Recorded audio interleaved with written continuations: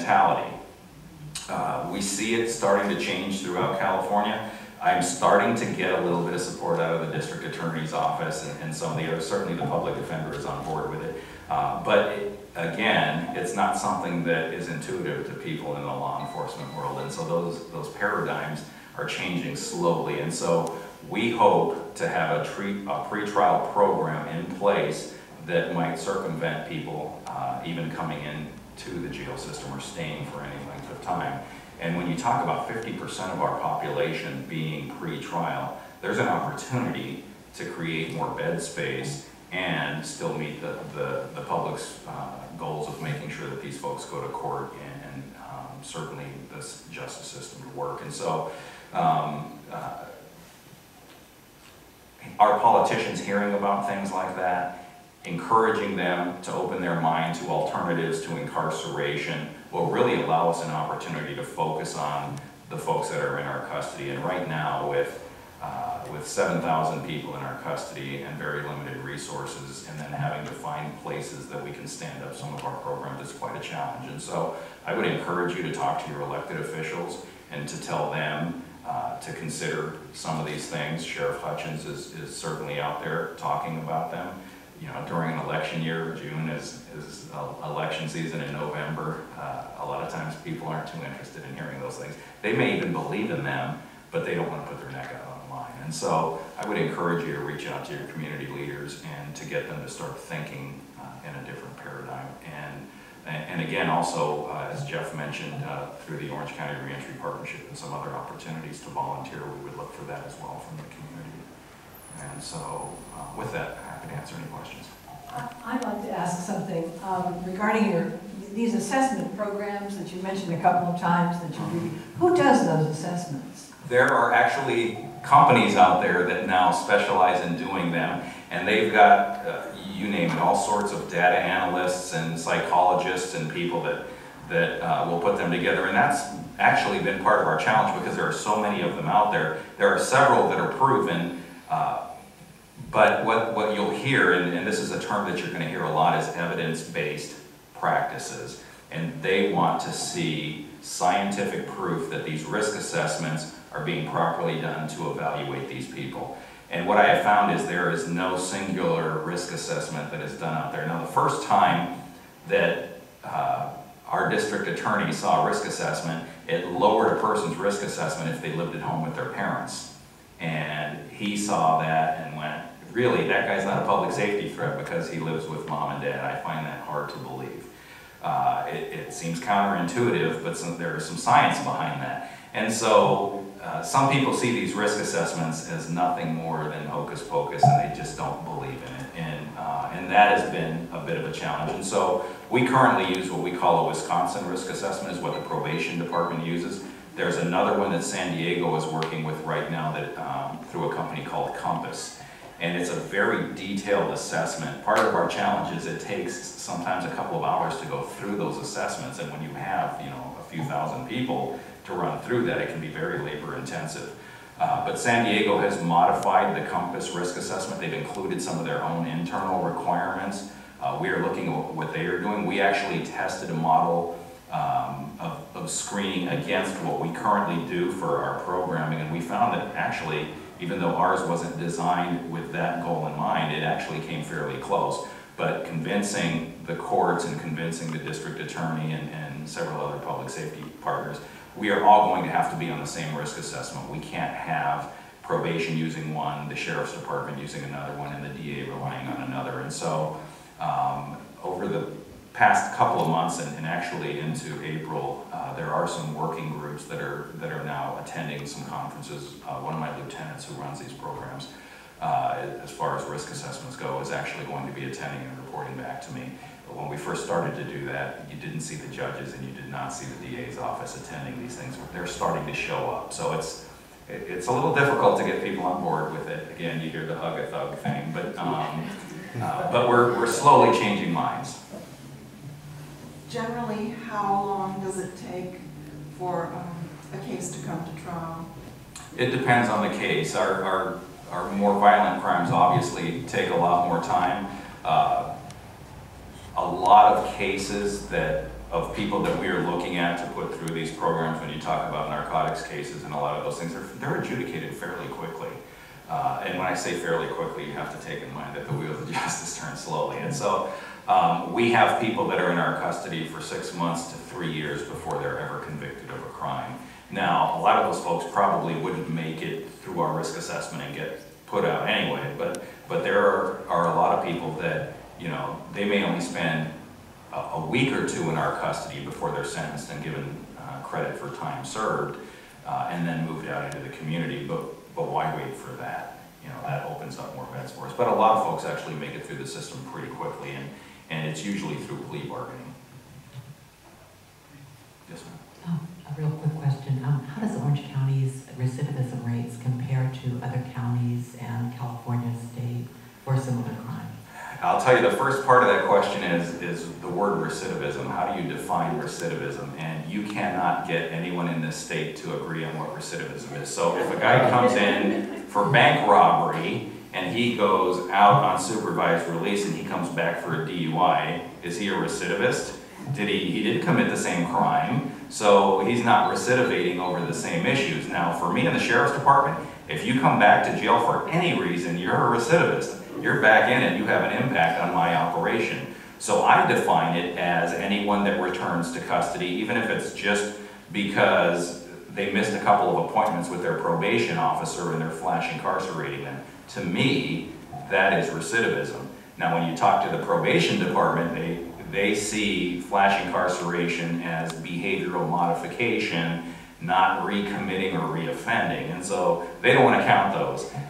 You may talk to parole, they have people they don't want to count, and so when you start talking about recidivism, we can't all collectively agree on what it is as a county or even as a state. And so when we start to compare ourselves to other counties and they say their recidivism rate is low, they may not be counting half of the people that are coming back to their jail. And so it's difficult to compare. What I can tell you is Steve Sentman is Orange County's probation chief, and he compares their supervised release folks, the felons, to what the state prison was, and they believe they are more successful than the state. Now, I'll tell you, there were a lot of felons who left state prison that were non-violent, non-sexual, non-serious, that didn't go on parole. They wound up under probation and didn't like it because instead of reporting once a month or once every 6 weeks, they had to report once a week.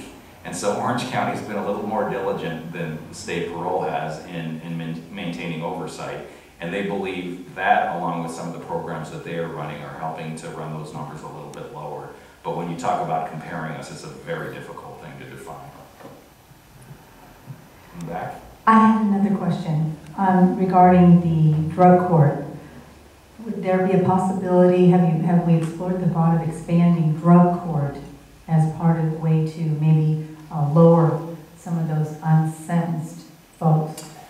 Yeah, we actually have several different, what we refer to as community courts in Orange County. You have drug court, veterans court, homeless court, DUI court. Here's where it gets tricky with a lot of those. The state funds the court system, not the county. Now, every county gets money from the state to run their courts. There isn't enough money for these community courts, so the presiding judges came to the county and said, we want you to fund these programs, these community courts, the DUI courts and the drug courts. And even though that's not your role, county government, to pay, the benefit for you is you have less people in jail and you have less people in the justice system. And so the county has paid for many of those courts. Unfortunately, you may have heard of a recent fight over vehicle licensing fees between the county and the state. The state raided Orange County for $150 million. And the county held out on that money, refused to give it to the state. It went to the courts, and the state prevailed over the county. And so there's still a lot of stuff going on behind the scenes to try to recapture that money. But there simply is no money on our end to give to the courts. Just in the Sheriff's Department alone, in the upcoming fiscal year, and our year runs from July through June, we're $40 million short, and we're asking the county to fill that hole. Now, they've just lost $150 million, and they're not in a mood to give us that money. So there just aren't the resources to expand those courts. I do believe in them, and they are highly successful, but there just simply aren't enough resources, and the state is now cutting back on court services. You're starting to see in the Orange County courts, they're closing down services in some of the outlying courts, and then unfortunately, especially for folks in South County, they're having to come north to get some of the services because they simply don't have the money. So it's unfortunate, but money is at the root of all of this. I can definitely say thank you. I'm certainly comforted by you being in the role that you are, and thank you for the time you spent with us today and how thorough you have been. So I think my question is more specific. How can we support you and what you currently are doing? More specifically, who locally do you want us individually and collectively to reach out to? What are some of the things you want us to focus on as far as promoting this paradigm shift? And how? What medium? Email, sitting in front of their office, phone calls? You know, what more specifically have you seen as most effective? I have to be very careful with these things. I didn't reach the rank of assistant sheriff by, you know, bringing pitchforks and torches onto the doors of our elected leaders. And let me tell you, it is a very difficult place to navigate. I would say I wouldn't ask you to bang down the doors and demand things through protest and whatnot, but I do think through your city council members and directly through the Orange County Board of Supervisors to encourage them to promote these sorts of things. Also, the district attorney's office. Now, there's an election in June for DA. The DA is running unelected. He is starting to come around to this, but I don't know that they know there's community support for these sorts of things. When you read editorials and other comments that people write, you will see a lot of people with that law and order, throw away the key kind of mentality. And so they don't hear that voice. That's really what we need them to hear. So letter writing to them, organizations that you're affiliated with, that asks them what they are doing and how they are supporting some of these changes, pointing out to them what some of the other counties do. If there's one thing that most elected leaders hate is when other counties are beating them to some of these changes. And so, you know, I just came from a conference with San Diego, LA, Riverside, and San Bernardino. And there are some things that we are doing better than they are, and there are some things that they're doing better than we are. And so we get a little competitive with each other. But that doesn't just stop at the Sheriff's Department. You will see those things. So reaching out to the Board of Supervisors, we also have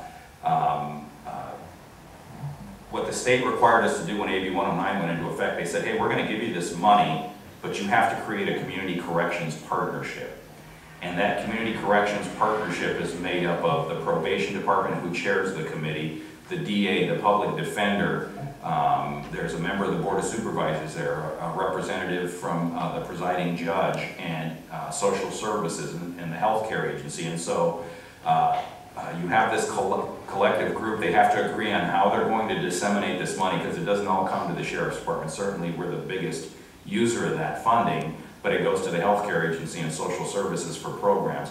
Those are public meetings. They are very lightly attended. Those meetings are posted on the Orange County Probation Department's website. They're agendized. The records are public. The ability to attend those are public. And so as they go through that meeting, they have a public comment section to those meetings, and consistently hearing from members of the public that say, you need to start thinking about these alternatives to incarceration and some of these types of programs. The leaders of the county, specific to the issue of AB 109, are attending those meetings, or their representatives are attending those meetings. And so it's important for them to hear that we're doing those sorts of things. I think the biggest thing that you're talking about is awareness, but how do we know that's going on?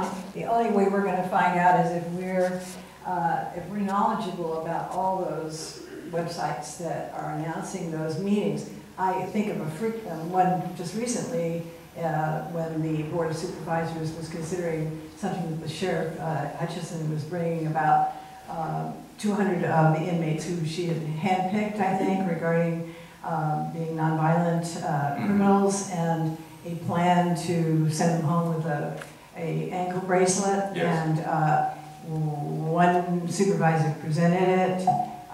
It was not seconded, so therefore the whole thing went down the hole. And I think of 200 families that might have been able to have their loved ones home because these were nonviolent. And I think we as a group, at least as I consider us, that may be not quite right now as important or as big as we'd like to be, but if we had known, we could have been there at that group as supporting her agenda there. Well, I'll tell you, when we first went down the road of doing that, we didn't anticipate being rejected. Behind closed doors, we had been told, hey, this makes sense. But again, June is coming and the elections are coming, and the night before is when we first started to get a sense that, okay, you know, some people are changing course on us. When we went to the Board of Supervisors for misdemeanor electronic monitoring, there was no pushback. It was voted on by the entire board, they supported it, and we headed down the same path and followed the same protocol, and suddenly realized, you know, there are a few things beyond our control. I don't know that any campaign of trying to push this through at the time that we did, if anything, we probably failed to recognize the political landscape when we moved forward with it. We've heard some feedback that, you know, post-election, maybe this is something you can bring back, and we might support.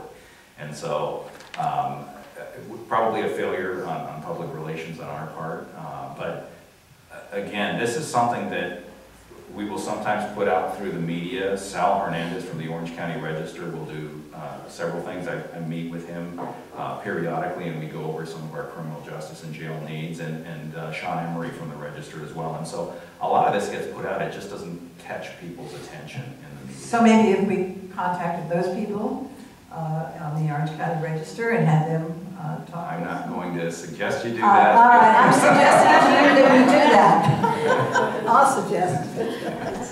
Dan? I'd like to go back to the undocumented population you have in jails. I'm Jan Messon, I'm with the Friends of Orange County Detainees. Yes. And we visit undocumented people in the Orange County jails. And we haven't really found that they're treated better than the prison-ism inmates because they don't have a right to work, and they don't have a right to take classes, and they don't have a right for a sentence. And this is not really your responsibility. I know they're under ICE custody, so that's probably who I should be talking with more. But that's not really my question. No, I just wanted to bring that up. They also don't have a right to a free attorney, things like that. And if they did commit a crime, which a lot of them did, they've served out the time, so they're really not criminals now. They're Correct. They don't have papers. So one of our things is just to end their isolation. A lot of times their families are far away, but they're not really criminals, and we keep telling them that, but they are in jail. So the question I have, though, is about the Trust Act more. And my understanding is with 287G that allows police and the sheriffs to take people in custody and detain them, or I guess now it's really ICE that detains them. You maybe turn them to ICE or something in Los Angeles even. That may even be beyond your control. But the Trust Act supposedly ensures that it's only serious crimes. No, not serious crimes per se. It defines the crimes. It does, but ICE has the ability to hold people for what they believe to be serious offenses, not necessarily criminal offenses. And so sometimes it's, we've seen organized crime figures who are not currently facing a charge that we have in our custody, they've got documented evidence of some of the things that they do. And so, they don't have a crime, but they are absolutely held by immigration. And certainly there's a screening process to that. Now, our deputies are deputized by the federal government under the 287G program to do a screening of a person's immigration status. And in order to do that screening, you have to be deputized. So we do send our folks to training, and we handpick the people who we allow into that program. And it's extensive training that they go through, but at the end of the day, they're being trained to screen, complete the documents, and to operate within immigration law.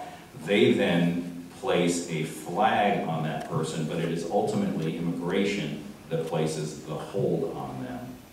And so our deputies are not detaining them. They are simply notifying ICE that we have someone in our custody under criminal case, and if you wish to place a hold on them, here they are. And then ICE will place the hold, and then certainly we have to look at under the Trust Act, what that person is in custody for. And at the end of their sentence, if they qualify under the Trust Act, we let them go. If ICE wants to pick them up, it is entirely up to them, but we will release them out of the door. Now, they haven't been real happy with us on occasion in doing that. They want some advanced warning on when these people are being released. It's a very dynamic situation. Sometimes somebody, you know, has a very heavy court case. They go into court, the case is dismissed, and by midnight they're out. And so we will release them. And you know, unfortunately or fortunately, and depending on your viewpoint, they will be released back into the community. Now, as far as what we allow our ICE detainees to do while they are housed in our facilities, whatever we do with them has to be approved by ICE. And so we do provide a lot of free access to libraries and other things at the James Music Facility.